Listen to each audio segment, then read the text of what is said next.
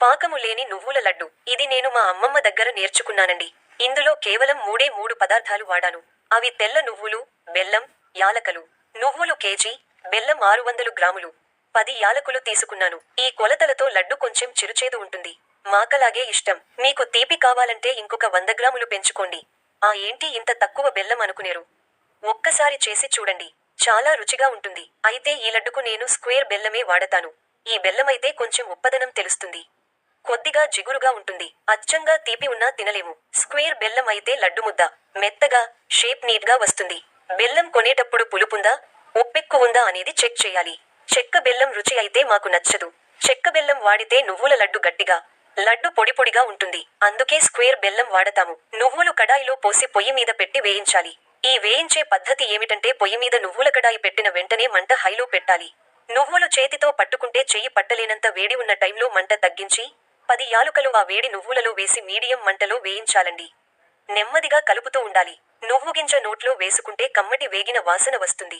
పచ్చివాసన వస్తే మరికొద్దిసేపు వేయించాలి. అప్పుడు నువ్వులు మాడిపోవు, చక్కగా వేగుతాయి. ఇక్కడ అందరూ సన్నటి మంట మీద వేయించాలి అని చెబుతారు. మీరేంటి మంట హైలో పెట్టాలంటున్నారు అనుకుంటున్నారా? అక్కడే ఉంది కిటుకు. చల్లారబెట్టాలి. ఎక్కువ టైం చల్లారబెట్టకూడదు. వేడి ఉండి లేనట్టుగా ఉన్నప్పుడు మాత్రమే మిక్సీ వేసుకోవాలి. ఎందుకంటే నువ్వులు వేడి చేసినప్పుడు ఆయిల్ బయటకు వస్తుంది.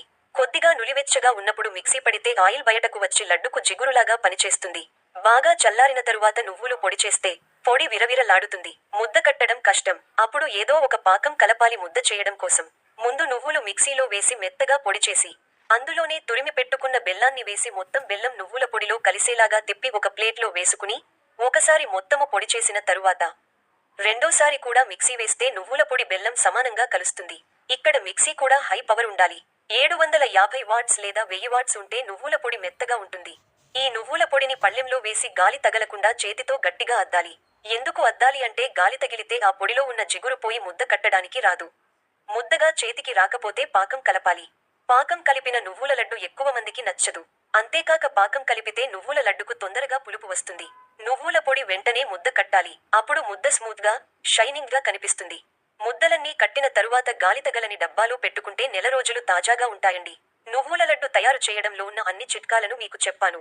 మీకు నచ్చితే కామెంట్ చేయండి, షేర్, లైక్, సబ్స్క్రైబ్ చేయండి.